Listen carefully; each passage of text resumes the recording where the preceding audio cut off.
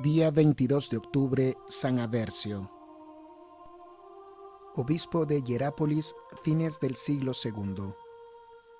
Conocemos a San Aversio a través de una antigua vida escrita hacia el siglo X por un autor griego llamado Simeón, que debió de ser traductor y comentarista. Dicha vida se hallaba reproducida en los pasionarios griegos el 22 de octubre. El relato del referido autor fue publicado por el Hipómanos y Surio en una traducción latina.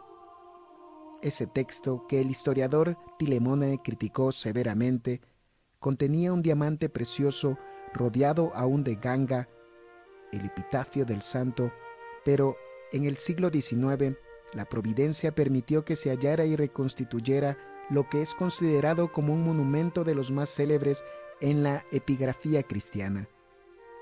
La última parte de su vida parece señalar el imperio de Marco Aurelio, que murió el año 181.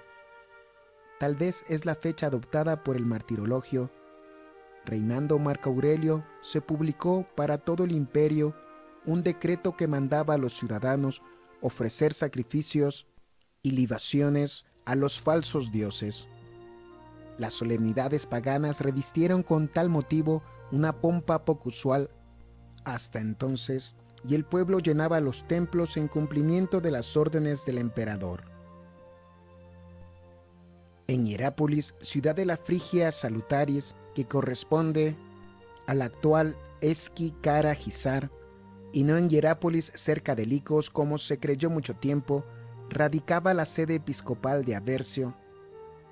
Al ver a los hombres coronados y a las mujeres vestidas de blanco, dispuestas a ofrendar a los ídolos el culto y adoración que es debido solo a Dios, huyó el santo de la multitud de necios.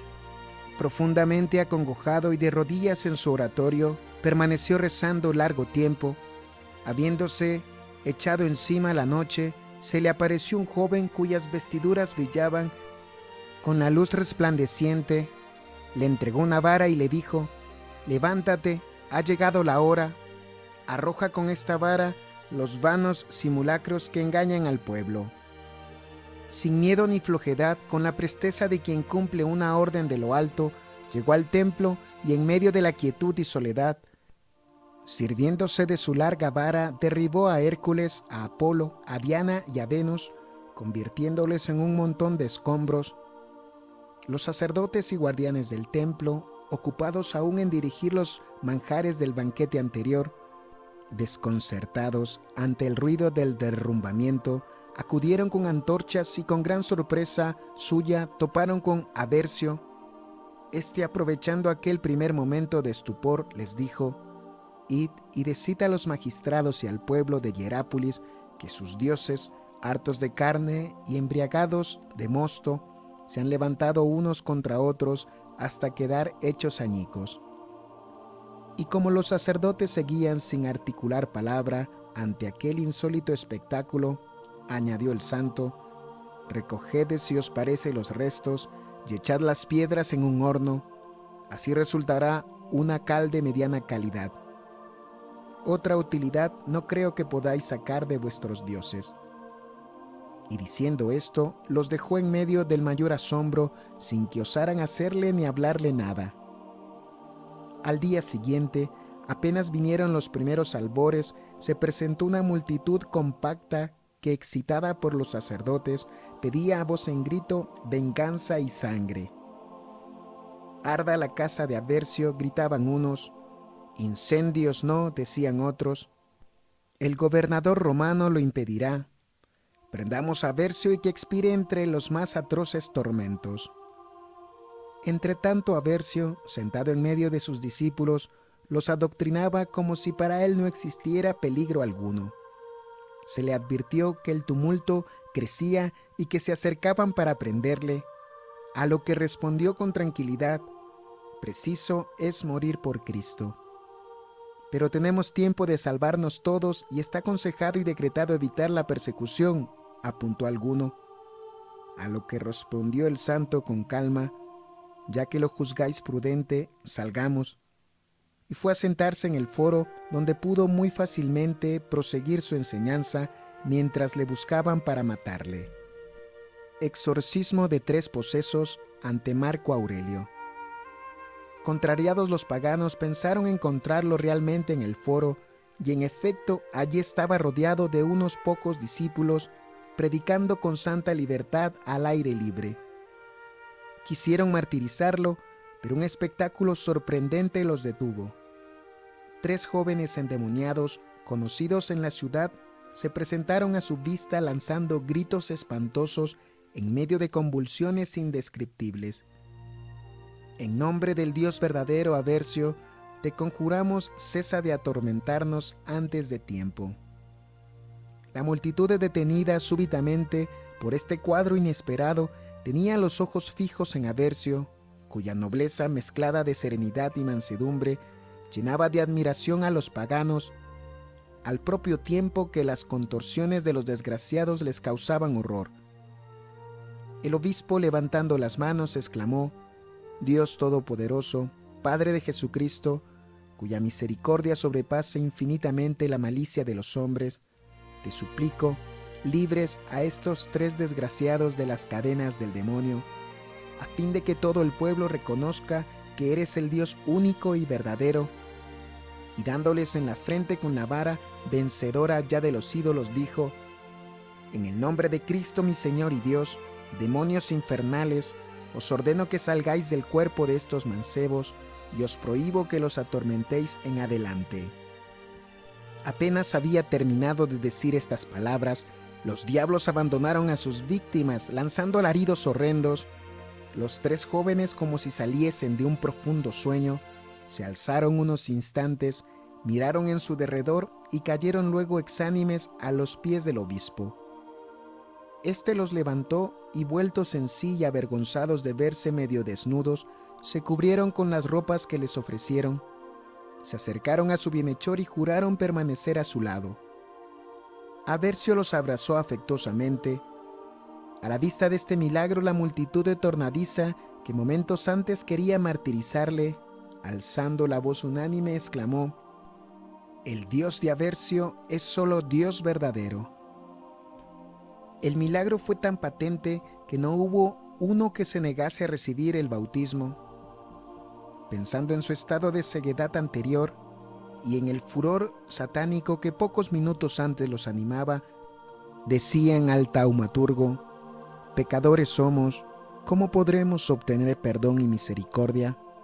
Temblamos ante la justicia divina, nuestras iniquidades nos asustan. Hermanos, respondió el santo, Dios que os manifiesta hoy su misericordia es el mismo que decía en Judea: Venid a mí todos los que sucumbís bajo el peso del trabajo y del sufrimiento, que yo os aliviaré. Continuó hablándoles de las bondades del Señor, de la encarnación, del Verbo, de su misericordia y amor. Después extendió sus manos sobre el pueblo, le bendijo y quiso retirarse a su casa para continuar la oración. Pero impelidos por la gracia, todos solicitaban el bautismo y perseveraron en sus súplicas hasta medianoche. A esta hora hubo de abrir la iglesia, donde bautizó a unos 500 neófitos, a la hora misma en que la noche anterior había destrozado los ídolos del templo pagano. Por entonces Marco Aurelio había determinado compartir el trono con su hermano Lucio Vero y pensaba casarlo con su hija mayor Lucila, de 16 años de edad. En ocasión en que la futura heredera del imperio fue objeto de una obsesión demoníaca no rara en el paganismo, la infeliz desgarraba sus carnes con las propias uñas y se roía las manos. Sin embargo, todos esperaban la boda imperial. La ceremonia debía celebrarse con gran solemnidad en el templo de Diana de Éfeso, que era una de las 7 maravillas del mundo antiguo.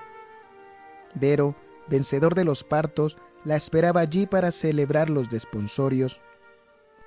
Ahora bien, mientras se consultaba a los falsos augures y auríspices en este caso tan delicado, la joven, en medio de horribles convulsiones, repetía sin cesar: No saldré de aquí hasta que no me lo ordene Aversio, obispo de Hierápolis.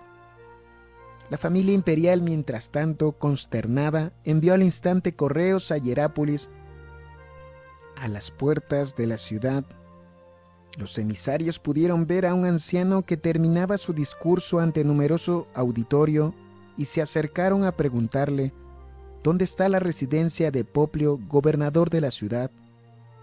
Os conduciré a su palacio, contestó, y con gravedad y paso firme los acompañó el santo ante el gobernador. Apenas hubo leído la carta imperial, el gobernador la entregó a Bercio con admiración de los embajadores y le rogó que se presentase ante el emperador Marco Aurelio. Iré gustoso, respondió el obispo, tanto más cuanto que el mismo Jesús me ha manifestado ya su voluntad a este respecto. Curación de Lucila, hija del emperador.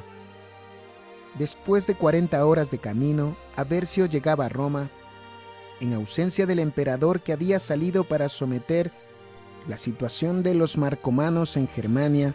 Fue recibido por Faustina, hija de la otra Faustina, que había deshonrado el trono de Antonio, con sus crímenes y desmanes, hasta presentarse con la aureola de diosa ante la multitud.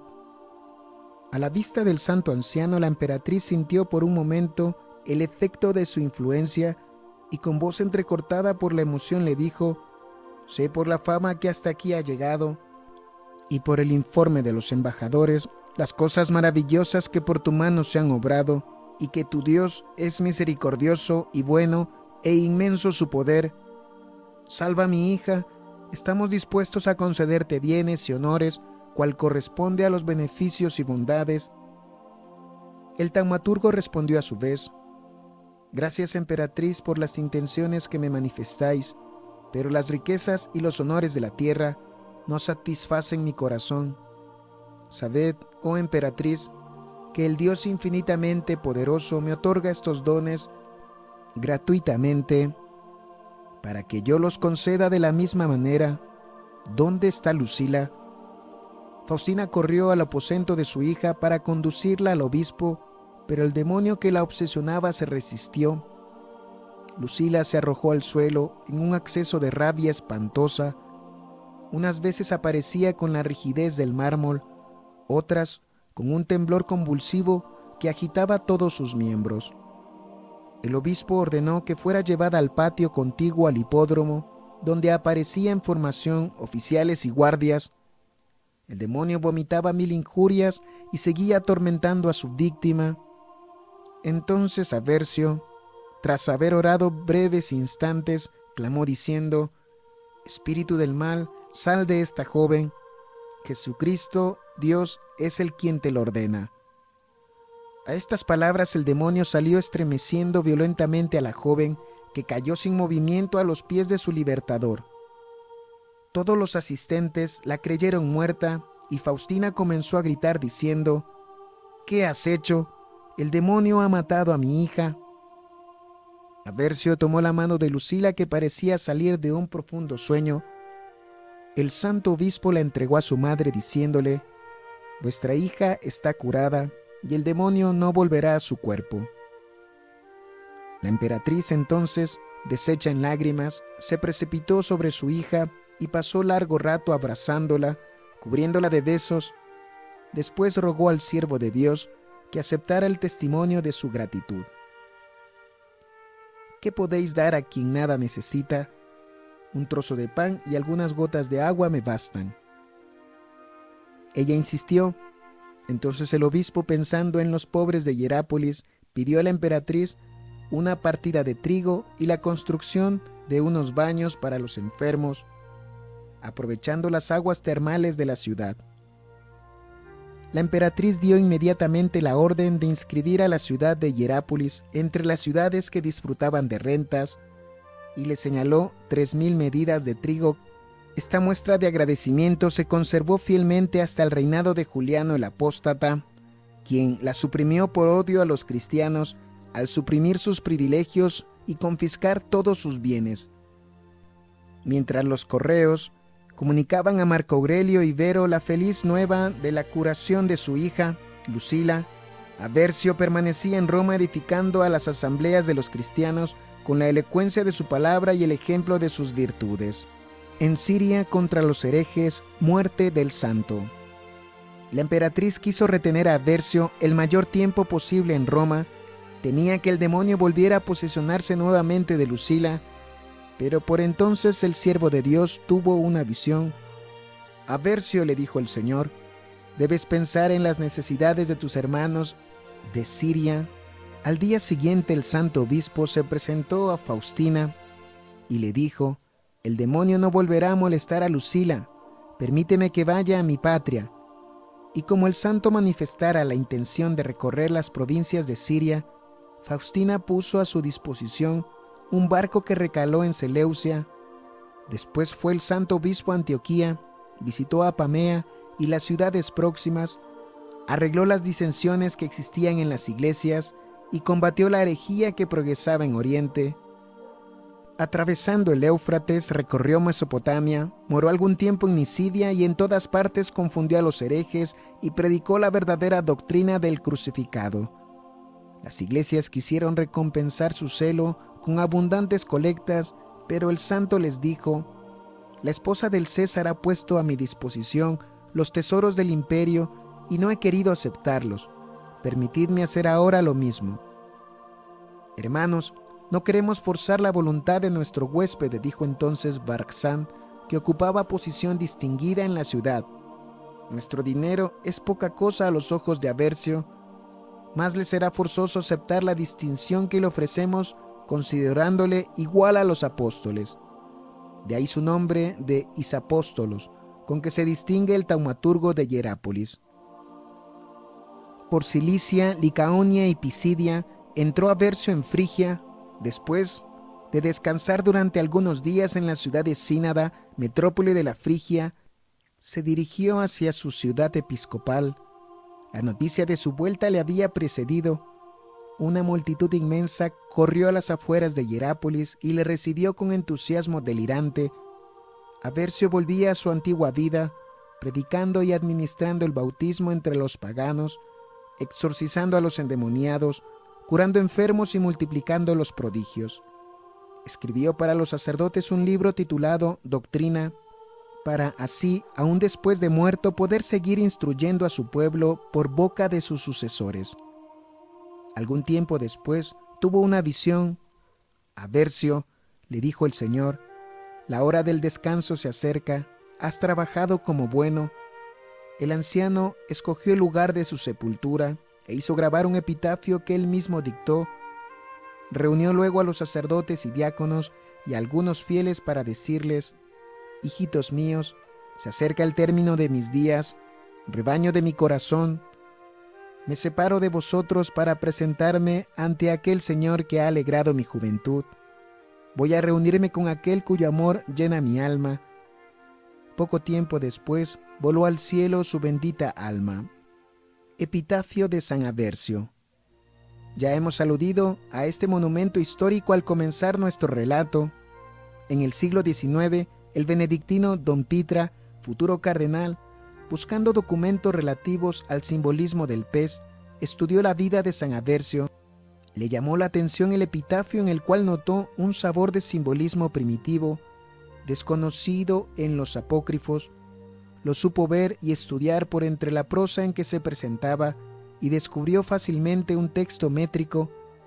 Algunos helenistas del siglo XIX probaron de reconstruirlo en toda su integridad, pero sus tentativas tenían carácter conjetural a causa de los errores que originaron las distintas manipulaciones que se habían hecho en el primitivo texto.